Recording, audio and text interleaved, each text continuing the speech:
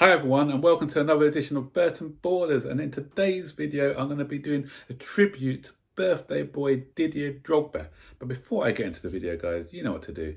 Smash that like button, subscribe to the channel, turn on all post notifications and share this video to all your friends. Let them know that Burton Ballers are about.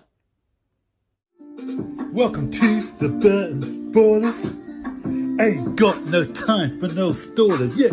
We are the risers, we're not the fallers. Our channel is growing wider and taller. Yeah, we're here to give you the news about your dear beloved Blues, yeah. So if you like this YouTube channel, like, subscribe and turn on that bell. Yeah.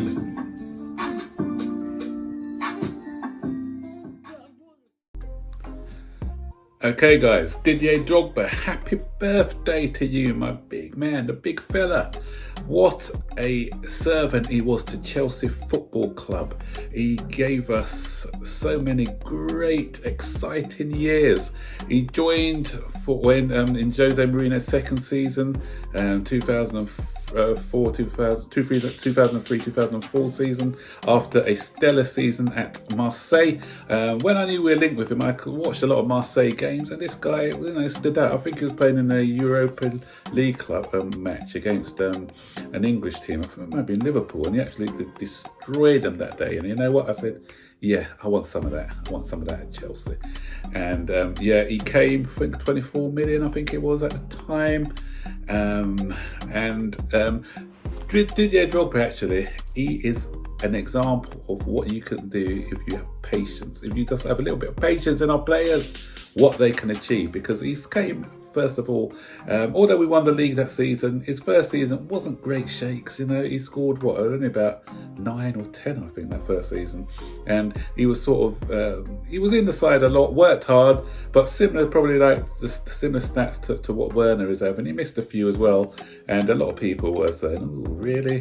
But you know, Chelsea saw him as a player who was going to grow and grow and grow into the club, and boy did he grow as a player. So yeah, but as I said, he helped us to win the league that season anyway. And then the second season, that's when you saw the real Drogba when it came to goals and stats, etc. And we began to see a beast of a player. And so this guy he just scored goals for fun. When you think his goal scoring record for Chelsea, he scored 164 goals, I think, in all competitions over the 2 spells that he played for Chelsea. And he wasn't our regular penalty taker. Frank Lampard was a penalty taker at the time, and I think he might have taken 3 or 4 penalties in his career for Chelsea. The most famous one, or you may remember, was in the double winning season of Ancelotti, where he had a bit of a spat with Frank Lampard over who's going to take the penalty, because he was fighting for the golden boot at the time. I think we were already 4-0 up in that game against Wigan. We needed to win that match to win the league. I think we had similar points to Manchester United. All we had to do is better Manchester United's result, and not better. Manchester United had to better our result, but we were 4-0 up at the time. I think we got a penalty, a bit of a spat, but in the end, Frank Lampard reluctantly gave it over to Drogba. Drogba scored it. I think he went on to score a hat-trick that day, and he won the golden boot. But had he taken penalties, Frank Lampard, I think, scored 49 penalties in his Chelsea career, and out of 58, he took 58, scored 49.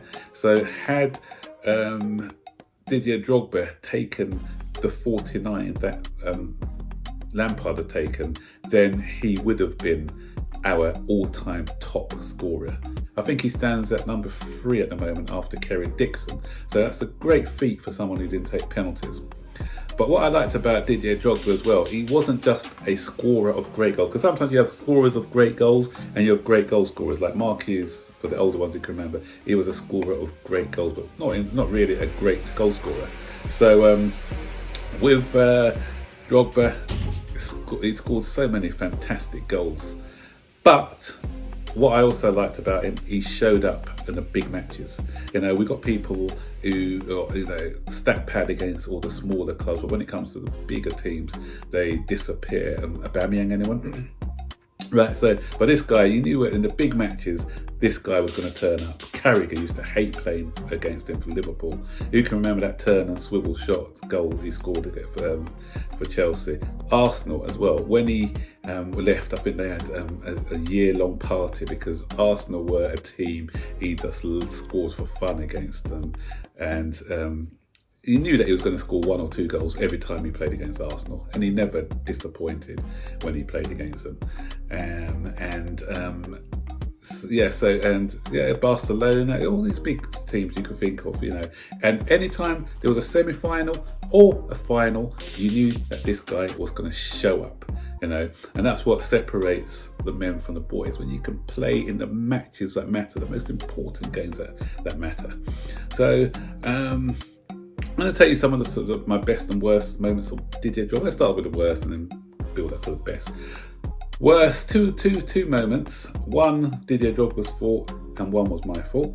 Right, the first one was when the Champions League final against Manchester United 2008, where he allowed Vidic to get under his skin. He reacted to Vidic's torments, slapped Vidic across the face, got sent off. It's petulant behaviour by him in a biggest tournament ever. And so he would have taken that penalty, what JT missed, the final penalty. And you never know, history could have been changed that day, and Chelsea could have been having their first Champions League in 2008. So that was one of the ones. One of the other ones was, I wouldn't call this a worst moment. It was, for him, it was a bad moment, but for me, it showed a lot of passion. Was that disgraceful match against Barcelona. You can forget that overbow, those disgraceful decisions where we missed out on 4 blatant penalties, and Didier Drogba took his frustrations out in front of the TV cameras and was bleating out some profanities and how it was a disgrace, etc. And but that for me showed passion, that he really cared, and it really upset him that we didn't get through that day. And the other bad moment for me was, it was my fault. I was at the Chelsea versus Barcelona semi-final, the year we got through to the Champions League final, and I was actually in the corporate section that day, and at half time, as you do, you went and had your hot drink and sandwiches and biscuits, etc. And didn't know what the time was. Oops, it's the start of the second half now. So we were there rushing up the stairs to get back into our nice comfy seats. And as we were getting through, all we heard was a loud cheer. What's happened? Drogba scored, so we missed the only goal of the game that day, and so that was a bad moment for me. Was it that? No, actually, it wasn't. It wasn't. I'm lying. It was. I think it was one of when we played them in the group stage. I think because the one where we beat them in the semi-final, I actually saw that goal. That was the one, I think, where Lampard crossed it to Drogba to knock in the winner, and where that was. I was in the north stand upper for that game, the Matthew Arden upper for the semi-final. I was thinking of a match before where he got the on his chest, volleyed and knocked it into the far corner. So yes, that was the wrong match. So those were my kind of worst moments of Drogba's time with us. So the best moments. No, first of all, before I go to the best moments, I'm going to go to a moment that shaped Drogba's career at Chelsea. We were playing Manchester City. We won. I think we beat them 2-1. Drogba scored both goals, but he was booed off by the fans. And the reason is because of all his antics, because he had a reputation. He came and he used to dive a lot, and the Chelsea fans started to get a bit fed up of his diving. So he was a bit shocked actually at his reception. But after that game, he didn't dive. He didn't go down as easy as he used to, and he was a lot stronger in the challenges. And my best moments now, obviously. The best moment of all is you can forget that winning penalty in the Champions League final. I think that's everyone's best moment for Drogba. And it's lots of good moments. Every time he played against Arsenal was good moments. The cup final goals that he used to score. I met him actually, and that was one of my best moments. I actually met him the season that we were played in the Champions League final at the Player of the Year awards. I was fortunate enough to be sitting in and amongst where the players were, and he's such a lovely guy to talk to.